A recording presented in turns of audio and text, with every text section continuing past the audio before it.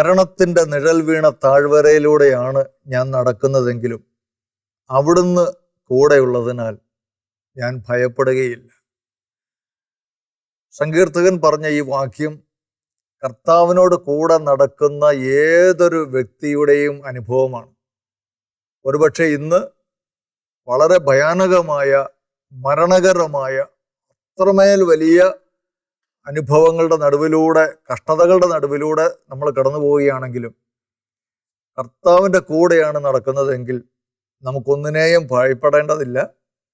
നിശ്ചയമായും ദൈവം നമ്മുടെ നാളുകളെ, നമ്മുടെ ഭാവിയെ, നമ്മുടെ തലമുറകളെ അനുഗ്രഹിക്കും.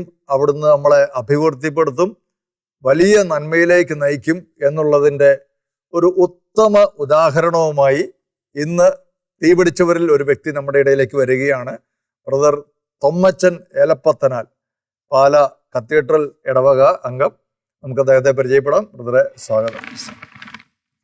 തൊമ്മച്ചൻ്റെ ജീവിതത്തിൽ ഞാൻ മനസ്സിലാക്കിയത് കഷ്ടിച്ച് പ്രാഥമികമായ ഒരു വിദ്യാഭ്യാസം മാത്രമേ ഉള്ളൂ. കഷ്ടിച്ച് എഴുത്തും വായനയൊക്കെ അറിയാമായിരുന്നു. എന്നാൽ അനേക തവണ ബൈബിൾ വായിച്ചു, വചനം ഹൃദയസ്ഥമാക്കി, ഒരുപാട് കഷ്ടതകളൊക്കെ ജീവിതത്തിൽ അനുഭവിച്ചുവെങ്കിലും ഇന്ന് മക്കളൊക്കെ നല്ല ഉയർന്ന നിലയിലെത്തി. ദൈവം ഒത്തിരി മാനിച്ചു. സ്വന്തം നാട്ടിലും ഇടവകയിലും ഒക്കെ ദൈവം മാനിച്ചു. അപ്പോൾ നമ്മുടെ പ്രേക്ഷകരോട് അതെല്ലാം ഒന്ന് പങ്കുവെക്കണം. ഈ അനുഭവത്തിലേക്ക് കടന്നു വരാൻ ഉണ്ടായ കാരണം എന്തായിരുന്നു? ഒരു കാലത്ത് പള്ളിയിലെ ചെറുപ്പത്തിൽ ഒരു 10-16 വയസ്സ് വരെ കുർബാനയിൽ പങ്കെടുക്കുകയും കുർബാനയ്ക്ക് കൂടുകയും ഭക്തസംഘടനകളിലും മറ്റ് ഇടവകയിലെ എല്ലാ പ്രവർത്തനങ്ങളിലും സജീവമായിരുന്ന ഒരു ബാല്യകാല ജീവിതം എനിക്കുണ്ടായിരുന്നു. പിന്നീട് അതിനുശേഷം ഈ പല കൂട്ടുകെട്ടുകളും പല ആൾക്കാരുമായിട്ടുള്ള ബന്ധങ്ങളും ഒക്കെ വഴിയായി ഏതാണ്ട് ഒരു യുക്തിവാദിയുടെ മനോഭാവത്തിലേക്ക് മനസ്സ് മാറുകയും ദൈവവിശ്വാസത്തിൽ നിന്നും ഏതാണ്ട് പൂർണ്ണമായിട്ടും മാറ്റപ്പെടുകയും ചെയ്തു. അങ്ങനെ ഒരു 10-15 വർഷത്തോളം അങ്ങനെ ഏതാണ്ട് ദൈവമായിട്ട് ബന്ധമില്ലാത്ത ഒരു വരണ്ട കാലഘട്ടത്തിലൂടെ ഞാൻ മുമ്പോട്ട് പോയി. ഏതാണ്ട് ഒരു 30-ാമത്തെ വയസ്സിൽ എനിക്ക് ഒരു ശാരീരികമായ ഒരു വലിയ പ്രതിസന്ധി എന്ന് പറഞ്ഞാൽ എനിക്ക് ഉറങ്ങാൻ പറ്റാത്ത ഒരു സാഹചര്യം ഉണ്ടായി. എന്താണെന്ന് എനിക്കറിയത്തില്ല. ഉറങ്ങത്തില്ല. അപ്പം ഞാനങ്ങനെ പല സ്ലീപ്പിംഗ് പിൽസുകളും കഴിച്ചു. പക്ഷേ എങ്കിലും എനിക്ക് അന്ന് സ്വസ്ഥമായിട്ട് 5 മിനിറ്റെങ്കിലും ഉറങ്ങാൻ പറ്റാത്ത ഒരു അവസ്ഥയിലേക്ക് ഞാൻ കൂപ്പുകുത്തി. ദിവസങ്ങളോളം തുടർച്ചയായിട്ട് തന്നെ. അപ്പൊ ഇങ്ങനെ അവസ്ഥ വന്നാൽ വലിയ ബുദ്ധിമുട്ടാണ്. ഞാൻ അങ്ങനെയുള്ള 1-2 വ്യക്തികളെ കണ്ടുപിടിച്ചിട്ടുണ്ട്. അത് അനുഭവിച്ചെങ്കിൽ മാത്രമേ അതിൻ്റെ ആ രൂക്ഷത മനസ്സിലാക്കാൻ പറ്റൂ. അപ്പൊ ഞാൻ പല ഡോക്ടർമാരെയും കണ്ടു, പലരെയും സമീപിച്ചു. പക്ഷേ എങ്കിലും ഒന്നിനൊന്നിന് വർദ്ധിക്കുകയല്ലാതെ അത് കുറയുന്നില്ല. അപ്പം അങ്ങനെ ഞാനിങ്ങനെ ഏതാണ്ട് ക്ഷീണിതനായി വീട്ടിലിരിക്കുമ്പോൾ എൻ്റെ അമ്മ വീട്ടിൽ കയറി വന്നിട്ട് പറഞ്ഞു, മോനെ, നീ ഇങ്ങനെ ഇരുന്നിട്ട് കാര്യമില്ല. നീ ഇങ്ങനെ പള്ളിയിൽ പോക്കും ദൈവ വിശ്വാസവും ദൈവിക കാര്യങ്ങളൊന്നും ഇല്ലാതെ ഇങ്ങനെ പോയാൽ ഒത്തിരി അധപ്പതനത്തിലേക്ക് പോകാൻ കാരണമാകും. അതുകൊണ്ട് നീ ആ സെൻറ് തോമസിൽ ധ്യാനം നടക്കുന്നുണ്ട്, നീ പോയി കൂടുക. 1 ഡേ ധ്യാനമാണ്. അപ്പോൾ എൻ്റെ ഈ അസുഖം ഒന്ന് പോയാൽ മതി, എനിക്ക് ദൈവവിശ്വാസം ഒന്നുമില്ല, ഇതൊന്ന് പോകണം, ഉറങ്ങണം, അതിന് ഒരു 10 മിനിറ്റെങ്കിലും സ്വസ്ഥമായിട്ട് ഉറങ്ങണം എന്നുള്ള ആ ഒരു ദാഹത്തിൻ്റെ പേരിൽ ഞാനിങ്ങനെ ആ വചന കൂടാരത്തിലേക്ക് കയറി വരുമ്പോൾ 2 വചനം ഇങ്ങനെ വരികയാണ്. വിശ്വസിച്ചാൽ നീ അത്ഭുതം കാണും. 2-ാമത്തെ വചനം, മരണത്തിൻ്റെ നിഴൽ വീണ താഴ്വരയിലൂടെയാണ് ഞാൻ നടക്കുന്നതെങ്കിലും അവിടുന്ന് കൂടെയുള്ളതിനാൽ ഞാൻ ഭയപ്പെടുകയില്ല. ഈ 2 വചനം എന്നെ വല്ലാതെ അങ്ങോട്ട് പിടിച്ചങ്ങ് ഒലച്ചു. അന്ന് ആ ക്ലാസ് എടുത്തത് ബഹുമാനപ്പെട്ട കക്കുടി അച്ഛനാണ്. അപ്പം ഈ വചനം എൻ്റെ ചങ്കലങ്ങോട്ട് ഭയങ്കരമായിട്ട് അങ്ങോട്ട് സ്പർശിച്ചു, എന്തോ ഉള്ളിലേക്ക് കയറി വരുന്നത് പോലെ. അങ്ങനെ ഞാൻ വീട്ടിൽ ചെന്നു. ഞാൻ ഒരു മേശയുടെ മുമ്പിൽ ഇരുന്നു. ഒരു ബൈബിള് കൊണ്ടുവരാൻ പറഞ്ഞു ഭാര്യയോട്. ബൈബിള് കൊണ്ടുവന്നു. ഇങ്ങനെ ഞാൻ തുറന്നു വെച്ചു. ഞാൻ കല്യാണമൊക്കെ കഴിച്ചതിന് ശേഷമായിരുന്നു. കല്യാണം കഴിച്ചത് ഏതാണ്ട് അടുത്ത നാളുകളിൽ തന്നെയാണ്. അപ്പം ഇത് ഈ ബൈബിൾ എടുത്തു വെച്ച് ഞാൻ ഈ ഉറക്കം നഷ്ടപ്പെട്ടത് കല്യാണം കഴിക്കുന്നതിന് മുമ്പായിരുന്നോ അതോ കല്യാണത്തിന് ശേഷം? കല്യാണത്തിന് ശേഷമാണ്. കല്യാണത്തിന് ശേഷം എന്ന് പറഞ്ഞാൽ കല്യാണത്തിന് മുമ്പ് കുറേശ്ശെ ഉണ്ടായിരുന്നു, പക്ഷെ കല്യാണത്തിന് ശേഷം അത് രൂക്ഷമായി. ശരി. അങ്ങനെ ഒരു അവസ്ഥയിൽ കല്യാണമൊക്കെ കഴിയുമ്പോൾ ഉറക്കം അങ്ങനെ എനിക്ക് അങ്ങനെയൊന്നും അല്ലായിരുന്നു. സ്വാഭാവികം ഇങ്ങനെയൊക്കെ വരാം. പക്ഷെ എന്നെ സംബന്ധിച്ച് അതൊരു വലിയൊരു പ്രതിസന്ധിയായിട്ട് ഇങ്ങനെ വന്നു. അപ്പൊ ഞാൻ ഈ ബൈബിള് ഇങ്ങനെ തുറന്നു വെച്ച് ഈശോയോട് പറഞ്ഞു, ഈശോ എനിക്കിതിനെ അറിയത്തില്ല, നീ ആത്മാവാണ്, ദൈവമാണ് എന്നൊക്കെ പറയുന്നു, എനിക്കിപ്പോൾ രോഗശാന്തി വേണം, അങ്ങനെയാണ് ഞാൻ നിന്നെ വിശ്വസിക്കാമെന്ന് പറഞ്ഞു. അപ്പൊ ഞാൻ ഇങ്ങനെ പ്രാർത്ഥിച്ചുകൊണ്ടിരുന്നപ്പം ഉള്ളിൽ നിന്ന് ദൈവത്തിന്റെ ആത്മാവ് എന്നോട് പറഞ്ഞു, ഒത്തിരി പേരോട് വിദ്വേഷവും വെറുപ്പുമുണ്ട്, ഞാൻ ഒരു മുൻകോപിയാണ്, ഞാൻ ആരെയും വകവെക്കുന്ന രീതിക്കാരനല്ല, അപ്പം ഞാൻ തന്നെ ഒത്തിരി പേരെ വേദനിപ്പിച്ചിട്ടുണ്ട്, ഒത്തിരി പേരെ മുറിപ്പെടുത്തിയിട്ടുണ്ട്, അപ്പം എന്നെയും പലരും വേദനിപ്പിച്ചിട്ടുണ്ട്. അപ്പം ഞാൻ ഇങ്ങനെ ഈശോയുടെ ഈ ശബ്ദം ഉള്ളിൽ നിന്നും ഈ ആത്മാവിൻ്റെ ശബ്ദം പുറത്തു വന്നപ്പോഴേക്കും എന്തോ ഒരു വല്ലാത്ത, അതുവരെ എൻ്റെ ബുദ്ധിക്ക് ഗ്രഹിക്കാൻ പറ്റാത്ത എന്തോ ഒന്ന് സംഭവിക്കാൻ പോകുന്നു. അപ്പം ഞാൻ അങ്ങ് അനുസരിച്ചു. ഞാൻ ആത്മാവിൽ ഞാൻ ചോദിച്ചു, ഞാൻ ആരോടാണ് ക്ഷമിക്കേണ്ടത്? അപ്പം ഉള്ളിൽ നിന്ന് പറഞ്ഞു, ഇന്ന വ്യക്തികളൊക്കെയാണെന്ന് പറഞ്ഞു. അപ്പം ഇങ്ങനെ ഒരു ഫോട്ടോ പോലെ ഇങ്ങനെ കുറേ വ്യക്തികളെ ഇങ്ങനെ ദൈവാത്മാവ് കാണിച്ചു തന്നു. ഞാൻ കണ്ണടച്ചിട്ട് പറഞ്ഞു, ഈശോയെ, ഇവരോട് ഞാൻ ക്ഷമിക്കുന്നു, ഇവരോട് ഞാൻ മാപ്പപേക്ഷിക്കുന്നു, ഇവരോട് ഞാൻ ക്ഷമിക്കുന്നു എന്നിങ്ങനെ കുറേ ഇങ്ങനെയൊക്കെ പറഞ്ഞുകൊണ്ടേ ഇരിക്കുക. കുറച്ച് കഴിഞ്ഞപ്പോഴേക്കും എന്നെ അത്ഭുതപ്പെടുത്തിക്കൊണ്ട് ഒരു വലിയ പ്രകാശം എൻ്റെ തലയിലേക്ക് അരിച്ചരിച്ചരിച്ചിറങ്ങി വന്നു. അരിച്ചിറങ്ങി തലയെ നിറഞ്ഞു, ഉടല് നിറഞ്ഞു, ശരീരം മുഴുവൻ എന്തോ ഒരു വലിയ മാറ്റം. അതൊരു തോന്നൽ മാത്രമായിരുന്നോ? തോന്നൽ മാത്രമല്ല, വാസ്തവമായിട്ട് ഞാൻ അനുഭവിക്കുക. ഞാനൊരു പ്രകാശത്തിന്റെ ഒരു മനുഷ്യനായിട്ട് അങ്ങ് മാറി. അപ്പൊ ഈ പ്രകാശത്തിൽ അങ്ങോട്ട് നിറഞ്ഞ് വന്നപ്പോഴേക്ക് ഈ പരിശുദ്ധാത്മാവിന്റെ ആനന്ദം, ദൈവികമായ ആനന്ദം എന്താണെന്ന് അന്നാ ഞാൻ അനുഭവിച്ചത്. അപ്പം ഈ ഒരു അനുഭവം ഉണ്ടായപ്പോഴേക്കും എന്നോട് പറഞ്ഞു, നീ ആ മരുന്നും ഗുളിയൊക്കെ എടുത്ത് കളയാൻ പറഞ്ഞു. ഉള്ളിൽ നിന്ന് ഇങ്ങനെ ആത്മാവ് പറയാം. ഞാനതെല്ലാം എടുത്ത് ദൂരെ എറിഞ്ഞു. അന്ന് ഞാൻ സ്വസ്ഥമായിട്ട് ഉറങ്ങി. 4 മണിക്ക് ഞാൻ ചാടി എഴുന്നേറ്റു.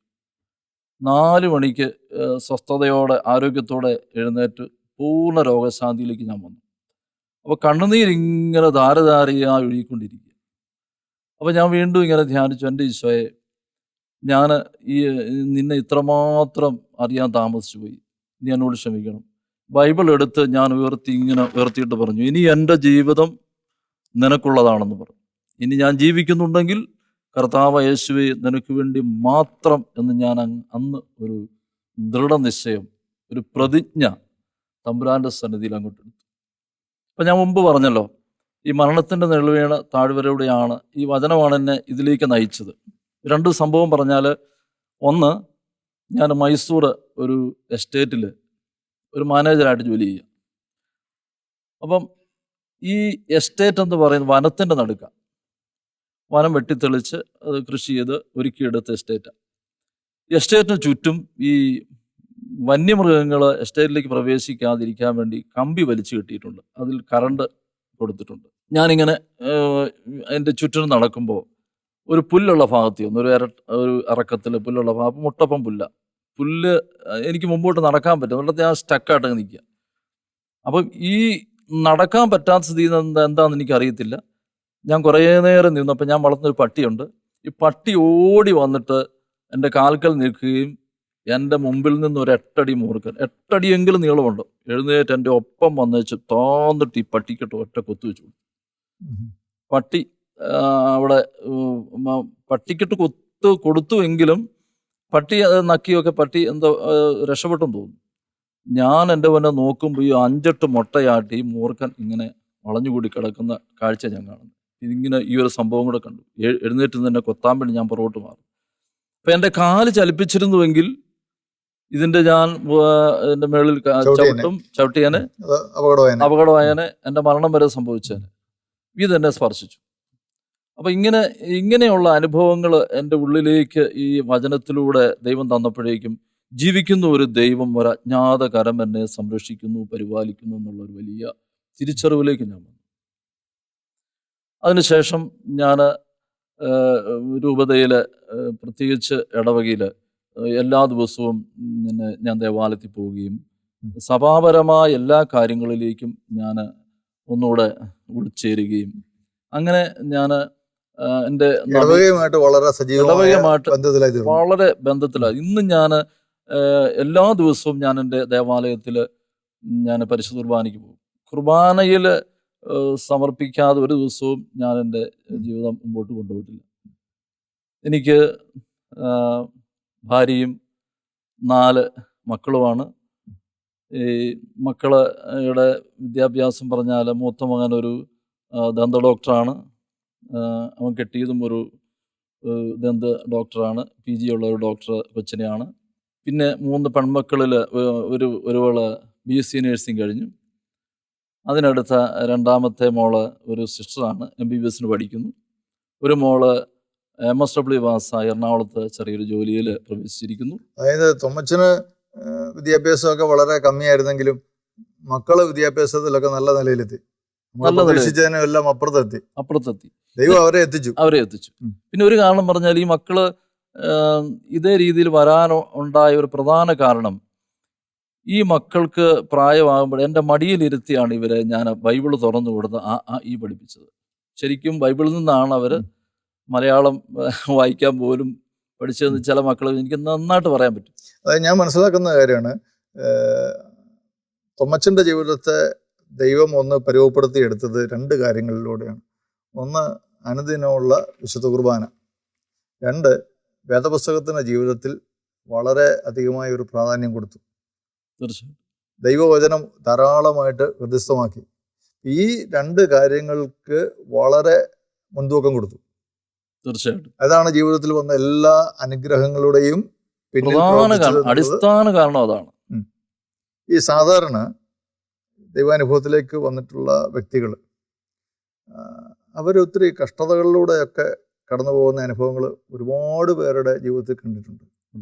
പ്രത്യേകിച്ച് വളരെ ജെനുവിനായിട്ടുള്ള കർത്താവിനോടുള്ള സ്നേഹത്തിൽ മാത്രം നിലനിൽക്കുന്നവരെ സംബന്ധിച്ചിടത്തോളം പൗലോസ് പറയുന്നത് പോലെ ക്രിസ്തുവിൻ്റെ സ്നേഹത്തിൽ നിന്ന് ആര് എന്നെ വേർപെടുത്തും? ഒരു നീണ്ട ലിസ്റ്റ് തന്നെ പറയുന്നുണ്ടല്ലോ. ക്ലേശമോ, ദുരിതമോ, പീഡനമോ, പട്ടിണിയോ, നഗ്നതയോ, ആപത്തോ, വാളോ, മരണമോ.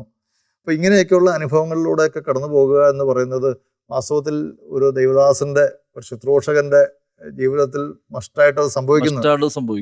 അപ്പോൾ അങ്ങനെയൊക്കെയുള്ള ധാരാളം അനുഭവങ്ങളിലൂടെ കടന്നു പോയിട്ടുണ്ടാവുമല്ലോ. തീർച്ചയായിട്ടും. അങ്ങനെ ദൈവം നടത്തിയ ആ വഴികളെ കുറിച്ചൊക്കെ ഒന്ന് പറയാമോ? എനിക്ക് പ്രധാനമായിട്ടും പറയാനുള്ളത്, ഞാനന്ന് നവീകരണ അനുഭവ കാലഘട്ടത്തിൽ തുടങ്ങിയപ്പോൾ എൻ്റെ ഭാര്യ എന്നോട് പറയും, നമുക്ക് 4 കുഞ്ഞുങ്ങളാണ്. അപ്പുറത്തെ വീട്ടിലേക്ക് നോക്കിക്ക്, അവർ ആ കുഞ്ഞുങ്ങളെ പഠിപ്പിക്കാൻ അവർക്ക് പണമുണ്ട്, അവർ പഠിപ്പിക്കുന്നുണ്ട്. നമുക്ക് ഈ കുഞ്ഞുങ്ങൾ വളർന്നു വരുമ്പോൾ എങ്ങനെയാണ് നമുക്ക് പഠിപ്പിക്കാൻ പറ്റുക? നമുക്ക് അതിനുള്ള പൈസയൊക്കെ ഉണ്ടാവുക. സാമ്പത്തിക കാര്യത്തിൽ പുള്ളിക്കാരത്തി ടീച്ചർ ഉത്കണ്ഠ കൂടുതലാണ്. തൊമ്മച്ചന് ഈ കൂടുതൽ ഒരു ചെറിയ ബിസിനസ്സോ മറ്റോ ഉണ്ടായിരുന്നു. അത് പിന്നീടാണ് തുടങ്ങുന്നത്. അതിന് ശേഷമാണ് തുടങ്ങുന്നത്. അപ്പം ഞാൻ എപ്പോഴും ഒരു വചനം പറയും, യെശയ്യാ 27:6, ഭാവിയിൽ യാക്കോബ് വേരുപിടിക്കും, ഇസ്രായേൽ പുഷ്പിക്കുകയും ശാഖകൾ വിരിക്കുകയും ചെയ്യും. ഞാൻ ഭാര്യയോട് പറഞ്ഞു, നീ ഒന്നും ഭയപ്പെടണ്ട, ദൈവം നമ്മുടെ കാര്യത്തിൽ ശ്രദ്ധാലുവാണ്. നമ്മുടെ കുഞ്ഞുങ്ങളുടെ കാര്യത്തിൽ ഒരു സമയത്ത് നമ്മൾ ജോബിൻ്റെ പുസ്തകം അതിൻ്റെ ഒരു 5:14 നമ്മൾ 14 മുതൽ വായിക്കുന്നുണ്ട്. എൻ്റെ ആളുകളെ പരിശോധിക്കുമ്പോൾ നീ പിന്തിരിഞ്ഞു നോക്കുമ്പോൾ ഒന്നും നഷ്ടപ്പെട്ടതായി കണ്ടെത്തുകയില്ല. അപ്പം ഇങ്ങനെയൊക്കെയുള്ള വചനങ്ങൾ എപ്പോഴും ഞാൻ, ഭാര്യ ഒരു ഉത്കണ്ഠപരമായ എന്തെങ്കിലും എന്നോട് ഞാൻ വചനം പറയും. ഈ വചനം പറയുമ്പോൾ ശരി പിന്നെ എന്നൊക്കെ പറഞ്ഞ് അങ്ങ് പുള്ളിക്കാരത്തി അതുമായിട്ട് അങ്ങ് തൽക്കാലം ഒന്ന് ഒതുങ്ങും. അപ്പോൾ അതായത് ഭാര്യ എന്ത് പറഞ്ഞാലും ഇപ്പൊ നാളെ എന്നെ അടുത്ത് കഴിക്കും, നമ്മളെങ്ങനെ ജീവിക്കും എന്ന് ചോദിച്ചാൽ അപ്പോഴെ മറുപടി ഉണ്ട്, നാളെ കുറിച്ച് അത് വചനത്തിൽ നിന്നാണ് പറഞ്ഞത്. വചനത്തിൽ നിന്ന് എപ്പോഴും ഞാൻ ശ്രദ്ധിക്കുന്ന ഒരു കാര്യം ഇത്രേ ഉള്ളൂ, എന്ത് നെഗറ്റീവ് അല്ല എന്തെങ്കിലും ഒരു നമുക്ക് ആവശ്യങ്ങൾ നടക്കേണ്ടതുണ്ടെങ്കിൽ എപ്പോഴും ഞാൻ വചനത്തിൽ ആശ്രയിക്കുകയും, എപ്പോഴും ഞാൻ ഒരു പുറത്തേക്ക് പോകുമ്പോഴും അത് തിരിച്ചു വരുമ്പോഴും എല്ലാം ഞാൻ ഒരു വചനം തുറന്നു നോക്കാതെ പുറത്തേക്ക് ഇറങ്ങി പോവില്ല. ഒരു ആശുപത്രിയിൽ പോകേണ്ടി വന്നാലും, അല്ലെ എന്തെങ്കിലും ഒരു ആവശ്യത്തിന് പോകേണ്ടി വന്നാലും, അല്ലെ ബിസിനസ് കാര്യത്തിനിറങ്ങി പോകേണ്ടി വന്നാലും, അപ്പോഴെല്ലാം ബൈബിള് തുറന്നു നോക്കി ഒരു വചനം എടുക്കാതെ ഞാൻ പോവുകയില്ല. അപ്പോൾ ഈ വചനം ഞാൻ പറയും, നമ്മുടെ ആവശ്യങ്ങൾ കർത്താവ് ശ്രദ്ധാലുവ. ഒരു വലിയൊരു തുകയുടെ സംഭവമല്ല. ഒരു കാര്യം എനിക്ക് പറയാനുള്ളത്, ഒരിക്കലും എനിക്കൊരു എൻ്റെ മക്കളുടെ ആവശ്യത്തിന് വേണ്ടി ഒരു 500 രൂപയുടെ ആവശ്യം വന്നു. അപ്പം വർഷങ്ങൾക്ക് മുമ്പ് നവീകരണത്തിൽ വന്ന ഏതാനും നാളുകൾക്ക് ശേഷം, അപ്പം ഈ ഞാൻ എൻ്റെ ഭാര്യയോട് പറഞ്ഞു, നമുക്ക് ഇങ്ങനെ ഒരു ആവശ്യമുണ്ട്. അപ്പം ഭാര്യ പറഞ്ഞു, ഇങ്ങനെ ഇരുന്നിട്ട് കാര്യമില്ല, നിങ്ങൾ ആരുടെയെങ്കിലും ചോദിക്കുക, എന്തെങ്കിലും ചെയ്യണം. ഞാൻ എൻ്റെ ഉള്ളിൽ എൻ്റെ ദൈവത്തോട് പറഞ്ഞു, ഞാൻ ആരോടും ചോദിക്കില്ല, ആരോടും ചോദിക്കുന്ന പ്രശ്നമില്ല. അപ്പം ഞാനിങ്ങനെ ബൈബിൾ അടച്ചിട്ട് വഴിയിലേക്ക് ഇറങ്ങി. ഞാൻ ഈ വചനം ഇങ്ങനെ ഓർത്തു, ഏലിയായ്ക്ക് കാക്കയിലൂടെ അപ്പം കൊടുത്ത ദൈവം ഇന്നും ജീവിക്കുന്നു.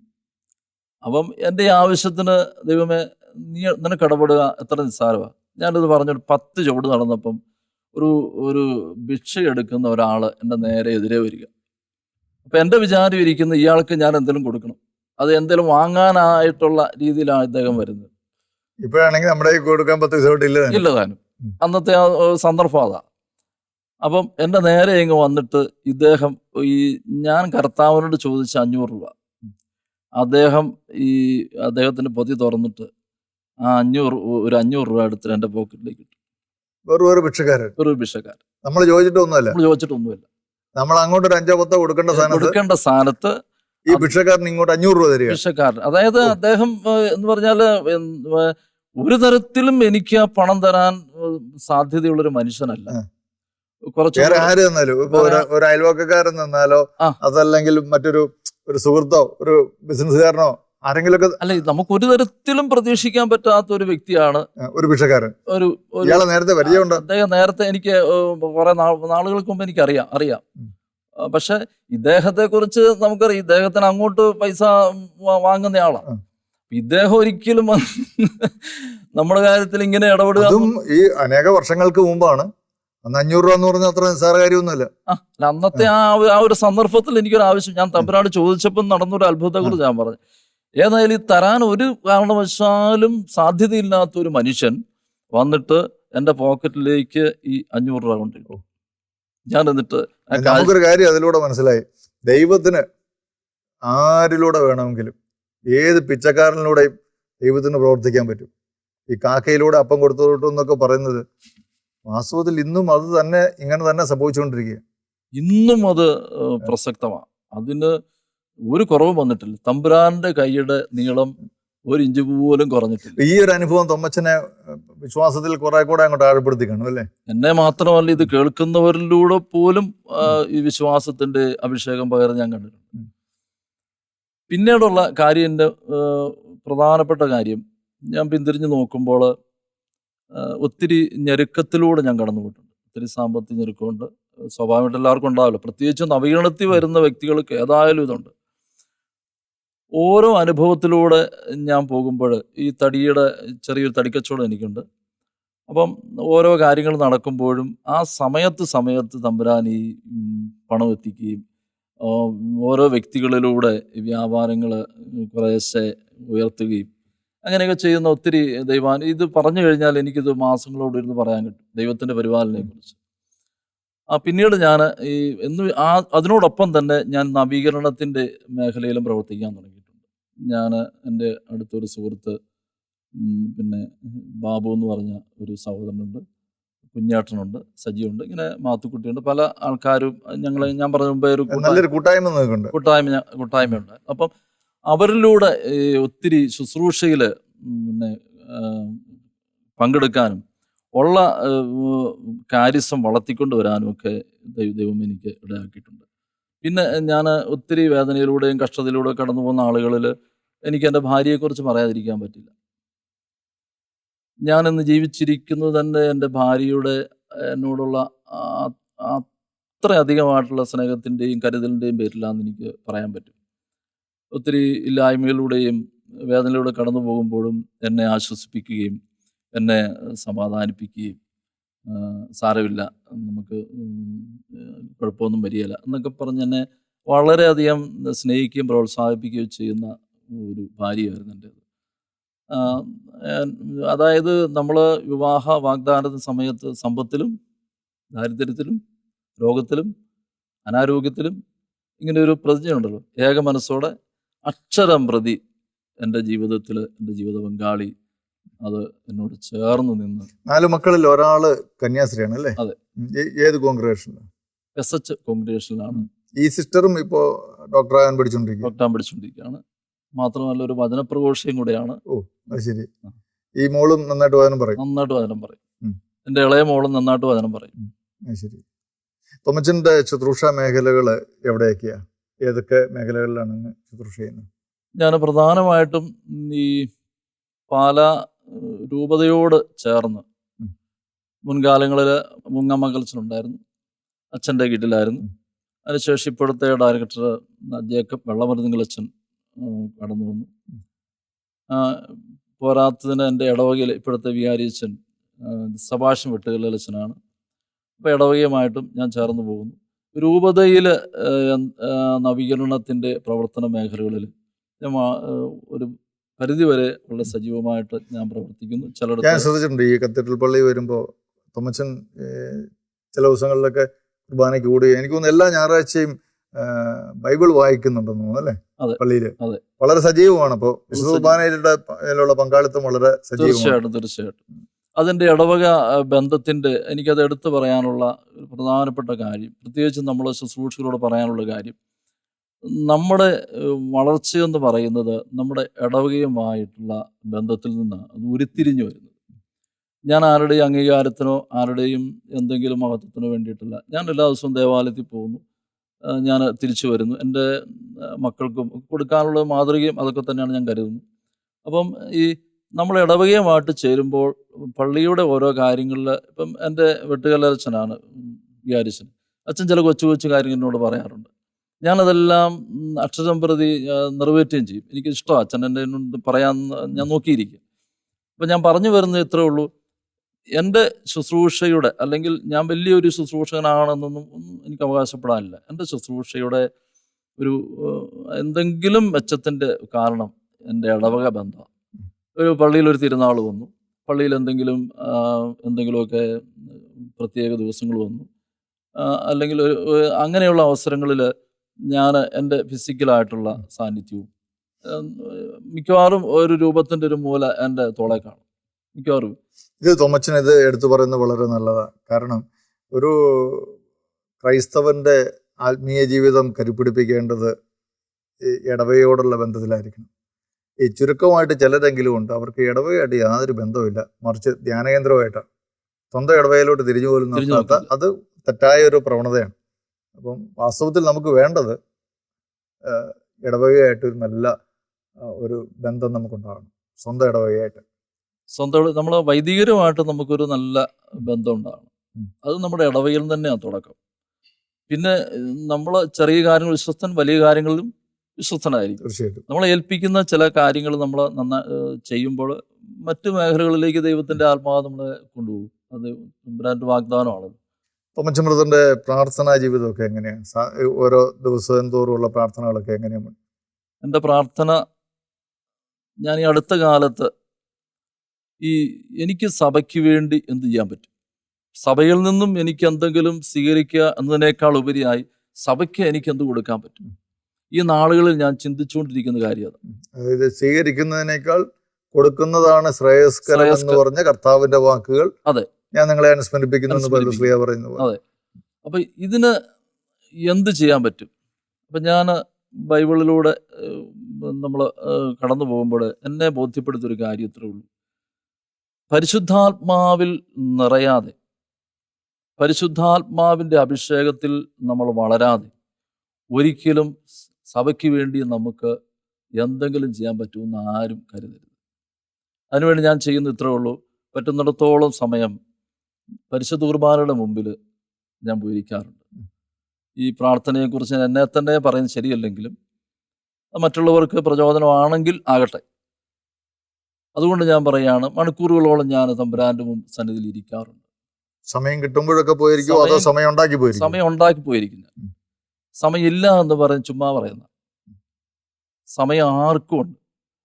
അപ്പം ഇങ്ങനെ ഞാൻ പോയിരിക്കുകയും ഏതാണ്ട് ഒരു 10-20 ഇടയ്ക്കുള്ള ജപമാലകളൊക്കെ എത്തിക്കുകയും പ്രാർത്ഥിക്കുകയും അങ്ങനെ ഒരു വിഷനോടുകൂടി ഇതെന്തിനാ പോകുന്നത്? ആത്മാവിൽ നിറഞ്ഞ് ഒരു ആത്മീയ മനുഷ്യനായി തീർന്ന് ആത്മാവിൻ്റെ അഭിഷേകത്തോടെ ക്രിസ്തുവിനെ അറിയാത്ത മേഖലകളിലേക്ക് പോകാനുള്ള ഒരു ശക്തിക്ക് വേണ്ടിയിട്ടാണ് ഞാൻ ഇങ്ങനെ ഒരു പ്രാർത്ഥന ശൈലിക്ക് ഞാൻ രൂപം കൊടുത്തത്. ഈ തെരുവുകളിലൊക്കെയുള്ള ആൾക്കാരോട് സുവിശേഷം പ്രസംഗിക്കുന്ന ഒരു രീതി ഉണ്ടായിരുന്നല്ലോ. ഈ കോവിഡിന് മുമ്പുള്ള കാലഘട്ടത്തിലായിരുന്നു അതല്ലേ? അതെയായിരുന്നു. അതേക്കുറിച്ചൊന്നും എന്താ പറയാ? ഇങ്ങനെ ഒരു മിനിസ്ട്രി തുടങ്ങണമെന്ന് ഞങ്ങൾ ആഗ്രഹിച്ചു. അന്നത്തെ ഡയറക്ടർ അച്ഛനായിരുന്ന മൂങ്ങാമംഗലച്ചൻ അതിനെ പ്രോത്സാഹിപ്പിച്ചു. അതിൻ്റെ പേരിൽ എനിക്കൊരു വാഹനം ഉണ്ടായിരുന്നു. വാഹനം ഞങ്ങൾ മൈക്കൊക്കെ കെട്ടിവെച്ച് ഇങ്ങനെ ഈ തെരുവുകളിലൂടെ അങ്ങ് പോകും. നാൽക്കവലുകളിൽ കോളനി കൂടുതൽ ആൾക്കാർ തിങ്ങിപ്പാർക്കുന്ന സ്ഥലങ്ങളിൽ ഒക്കെ പോയി നിന്നുകൊണ്ട് ശക്തമായി കർത്താവാണ് ഏകരക്ഷകൻ, ഏകമധ്യസ്ഥൻ, കർത്താവ് യേശുവിൻ്റെ രക്ഷകനും നാഥനുമായി സ്വീകരിക്കണം എന്നൊക്കെ പറഞ്ഞ് വചനങ്ങൾ പറഞ്ഞ് ഇങ്ങനെ ഞങ്ങൾ അത് കുറേ നാളുകൾ ഞങ്ങൾ നടത്തിയാണ്. ഇപ്പൊ ഈ കോവിഡിന് ശേഷം ഇപ്പൊ വീണ്ടും ശുശ്രൂഷകളൊക്കെ ആരംഭിച്ചു തുടങ്ങിയിട്ടുണ്ടല്ലോ. അപ്പൊ ഇത് വീണ്ടും ആരംഭിക്കാൻ വേണ്ടിയിട്ട് ഞങ്ങൾ പ്ലാൻ ചെയ്തുകൊണ്ടിരിക്കുക. ഇത് മറ്റു സ്ഥലങ്ങളിലേക്ക് നമ്മുടെ പാലായുടെ ബൗണ്ടറി ഒക്കെ വിട്ടു പോകുമോ? അതോ? പാലായുടെ ബൗണ്ടറി ഞങ്ങൾ വിട്ടു പോകാറുണ്ട്. ഞങ്ങൾ ആത്മാ പ്രേരിപ്പിക്കുന്ന പോലെ ഞങ്ങൾ പോകും. അപ്പോൾ 5-6 പേര് കാണും. ഒരാൾ ഒരു ജംഗ്ഷനിൽ 10 മിനിറ്റ് പ്രസംഗിച്ചെങ്കിൽ അവിടെ അവസാനിപ്പിച്ച് അടുത്ത ജംഗ്ഷനിലേക്ക് പോകും, അടുത്ത സ്ഥലത്തേക്ക് പോകും. അങ്ങനെ മാറി അന്ന് ഏതാണ്ടൊരു ഫുൾ ഡേ എന്ന് പറഞ്ഞ പോലെയൊക്കെ ഞങ്ങൾ ശുശ്രൂഷയിട്ട് തിരിച്ചു പോരും. ഇതിന്റെ ഇടയിൽ ഈ ജീവിതമാർഗമായിട്ട് ഈ തടിയുടെ ബിസിനസ്സും ഒക്കെ ചെയ്യുന്നുണ്ടല്ലേ? ഉണ്ട്. ഇത് രണ്ടും കൂടെ ഒരുമിച്ച് പോകുന്നുണ്ട്. അതും തീർച്ചയായിട്ടും അതൊരു നല്ല മാതൃകയാണത്. തീർച്ചയായിട്ടും നമുക്ക് ജീവിക്കാനായിട്ട് നമ്മളൊരു തൊഴിൽ സ്വീകരിക്കുന്നു, ഒപ്പം നമ്മൾ ശുശ്രൂഷയിലും തന്നെ ആ ശുശ്രൂഷയിൽ ആ തൊഴിലിൽ നിന്ന് കിട്ടുന്ന വരുമാനം നമ്മുടെ എല്ലാ ആവശ്യങ്ങൾക്ക് വേണ്ടി വിനിയോഗിക്കുകയും ശുശ്രൂഷ നമ്മൾ നല്ല ഭംഗിയായിട്ട് നിർവഹിക്കുകയും ചെയ്യുന്നു. തുമ്മച്ചൻ്റെ ജീവിതം വളരെ അനുഗ്രഹപ്രദമാണ്. അനേകർക്ക് അത് പ്രചോദനപ്രദമാണ്. പ്രത്യേകിച്ച് ശുശ്രൂഷകരായിട്ടുള്ള ഒരുപാട് പേര് ജീവിതത്തിൽ അനുവർത്തിക്കേണ്ട ചില കാര്യങ്ങളാണ് തുമ്മച്ചൻ പറയുന്നത്. സാധാരണ വ്യക്തികളെ സംബന്ധിച്ചിടത്തോളം ഏത് കഷ്ടതകളിലൂടെ കടന്നു പോകേണ്ടി വന്നാലും ദൈവത്തോട് ചേർന്ന് നിന്നാൽ, ദൈവത്തിൽ നമ്മൾ സമ്പൂർണ്ണമായിട്ട് ആശ്രയിച്ചാൽ, നമ്മൾ പ്രതീക്ഷിക്കാത്ത വഴികളിലൂടെയൊക്കെ ദൈവം നമ്മളെ നിശ്ചയമായിട്ടും നമ്മളെ മാനിക്കും എന്നുള്ള കാര്യത്തിൽ തൊമ്മച്ചൻ്റെ ഈ സാക്ഷ്യം കേൾക്കുമ്പോൾ ഒരു വലിയ പ്രചോദനം. അത് ഒരു ഭിക്ഷക്കാരനിലൂടെ പോലും ദൈവം നമ്മുടെ ആവശ്യങ്ങളെ ആ സമയത്ത് നിറവേറ്റുക എന്ന് പറഞ്ഞാൽ അത് ഉറപ്പായിട്ടും പറയാം, ഇത് ഡയറക്റ്റ് ആയിട്ട് ദൈവം ആ ഭിക്ഷക്കാരനിലൂടെ ഇറങ്ങി വന്ന് പ്രവർത്തിച്ച് തന്നെ. ഇത് അനേകർക്ക് അതൊരു വലിയ പ്രചോദനമാണ്. എങ്ങനെ നമ്മൾ ഏത് കഷ്ടതകളിലൂടെ പോയാലും. പ്രത്യേകിച്ച് ഞാൻ കണ്ടുന്ന ഒരു കാര്യം, എനിക്ക് സങ്കടം തോന്നിയിട്ടുള്ളൊരു കാര്യമാണ്, ഈ കടബാധ്യതകളൊക്കെ വന്ന് അനേകർ ആത്മഹത്യ ചെയ്യുന്ന സന്ദർഭങ്ങളൊക്കെ നമ്മൾ മാധ്യമങ്ങളിലൂടെയൊക്കെ അറിയുന്നുണ്ട്. അപ്പം ആരെങ്കിലുമൊക്കെ അവരോടൊന്ന് സുവിശേഷം പറഞ്ഞു കൊടുത്തിരുന്നെങ്കിൽ, നിങ്ങളെ സഹായിക്കാനായിട്ടൊരു ദൈവമുണ്ട്, അത് അവർക്കൊന്ന് ബോധ്യമായിരുന്നെങ്കിൽ പലപ്പോഴും ഇങ്ങനെയുള്ള ധാരണ സംഭവങ്ങളൊക്കെ ഒഴിവാക്കാൻ പറ്റിയാണ്. തീർച്ചയായിട്ടും ഇന്ന് നമ്മളെ കേട്ടുകൊണ്ടിരിക്കുന്ന ആരെങ്കിലുമൊക്കെ ഇതുപോലെയുള്ള വലിയ ഫിനാൻഷ്യൽ പ്രോബ്ലത്തിലൂടെ, ക്രൈസിസിലൂടെ കടന്നു പോകുന്നവരുണ്ടെങ്കിൽ അവർക്കൊക്കെ ഒരു ആശ്വാസത്തിന് ദൈവം നമ്മളെ അറിയുന്നുണ്ട്, നമ്മുടെ ആവശ്യങ്ങളെ ദൈവം നടത്തുമെന്നുള്ള ഒരു ഉറപ്പ് അവരുടെ ഉള്ളിൽ കിട്ടാൻ ഇതൊരു കാരണമായി തീരും. തീർച്ചയായിട്ടും. അതോടൊപ്പം തന്നെ ഈ ശുശ്രൂഷകരായിട്ടുള്ള വ്യക്തികൾ, അവർക്കും ഇതെല്ലാം ഇതുപോലെയുള്ള അനുഭവങ്ങളിലൂടെ കടന്നു പോകേണ്ടി വന്നാലും നമ്മുടെ പ്രാർത്ഥനാ ജീവിതം നമ്മൾ കൃത്യമായിട്ട് നമ്മൾ മുൻപോട്ട് കൊണ്ടുപോയാൽ, ഈശോയോടുള്ള ബന്ധത്തിൽ നമ്മൾ ഓരോ ദിവസവും നമ്മൾ അനുദിനം, അത് വിശുദ്ധ കുർബാന സ്വീകരണത്തിലൂടെയും വേദപുസ്തക വായനയിലൂടെയും നമ്മുടെ കൂട്ടായ്മകളിലൂടെയും ഒക്കെ നമ്മളത് മുന്നോട്ട് കൊണ്ടുപോയാൽ, ഓരോ ദിവസവും നമ്മുടെ ആത്മീയ ജീവിതം അത് അടിക്കടി അത് മുകളിലേക്ക് വളർന്നു വരും എന്നുള്ള കാര്യത്തിൽ സംശയമില്ല. തുമ്മച്ചൻ ബ്രദറിൻ്റെ ജീവിതം അതൊരു വലിയ സാക്ഷ്യമാണ്. ഏതായാലും പാലായിൽ നിന്ന് ഇവിടം വരെ വന്ന അങ്ങയുടെ ഈ അനുഭവങ്ങളൊക്കെ നമ്മുടെ ചെക്കന ടെലിവിഷൻ്റെ പ്രേക്ഷകരോട് പങ്കുവെക്കാൻ കാണിച്ചതിൽ ഒത്തിരി സന്തോഷം. ഈശോ ധാരാളമായി അങ്ങേ അനുഗ്രഹിച്ചു.